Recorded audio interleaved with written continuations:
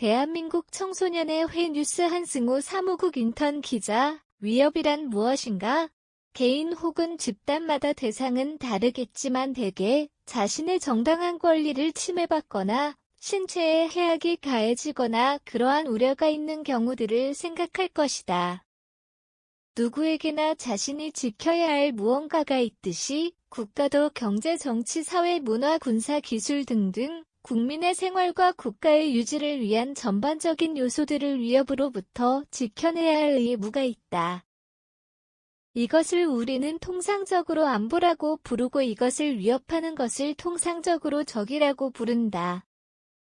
우리가 적으로부터 위협받는 상황을 극복하는 방법으로는 여러 가지가 있지만 가장 단순하고 이해하기 쉬우며 안보를 지키는 가장 폭력적인 형태로서 전쟁이 있다.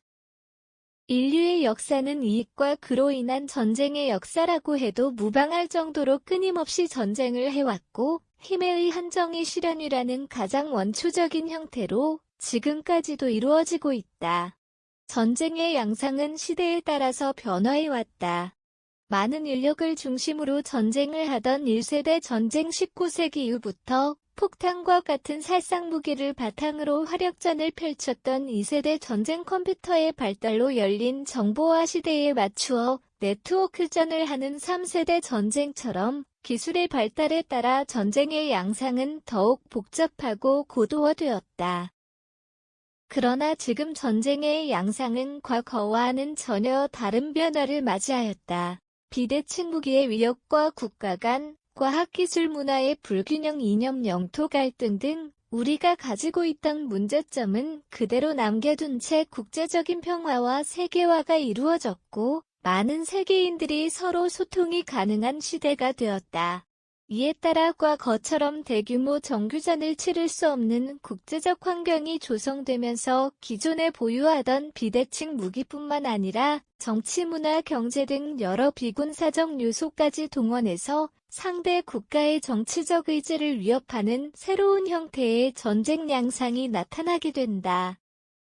이처럼 비대칭성이 강한 수단을 이용하여 적의 정치적 사회적 의지를 말살하고 나아가 군사적 승리까지 도모하려는 방식을 4세대 전쟁이라고 한다. 세계화의 영향으로 전쟁의 양상이 4세대 전쟁으로 바뀌고 정치와 문화 등 우리 삶의 전반적인 요소들이 모두 군사화되면서 기존의 군사적 위협에 추가로 사이버 미디어 테러로 대표되는 비군사적 위협이 증대되기 시작했다. 뿐만 아니라 인류 발전의 부정적 산물인 환경 파괴와 이로 인한 급격한 기후변화도 국가와 인간의 삶을 위협하는 수준에 이르게 되면서 초국가적인 안보 위협으로 대두되게 되었다. 따라서 우리를 위협하는 적은 인간에 국한되지 않고 우리의 삶의 터전인 지구까지 포함되게 되었다. 나토 확산과 천연자원 등 정치와 경제가 복잡하게 얽혀있는 우크라이나 전쟁이나 그와 동시에 현재 진행 중인 중국의 양안 갈등 다시 심화되는 북핵 문제 그리고 이 모든 곳에 관여하는 미국과 서방 세계와 같이 전 세계에 퍼져있는 신냉전은 세계화 속에서 4세대 전쟁이 어떠한 형식으로 일어나는지 잘 보여주는 사례이다. 또한 일본의 지진 징후와 화산 폭발 징후, 지구의 해수면 상승 등은 지구가 우리를 위협하는 대표적인 사례이다. 이념 역사 갈등 국가 간의 불균형 인간의 자연 파괴 등 앞세대가 풀지 못하고 그저 덮으려던 역사적인 숙제들은 사라지지 않고 더욱 복잡하고 고도화되어 우리 세대에서 다시 마주하게 되었고 서로의 안보를 새롭게 위협하기 시작했다. 우리는 이러한 변화를 어떻게 헤쳐갈 것인가? 더욱 어려운 변화를 맞이하지 않기 위해 더 이상은 그저 덮는 것이 아니라 명확한 해결 방안이 필요할 것으로 보인다.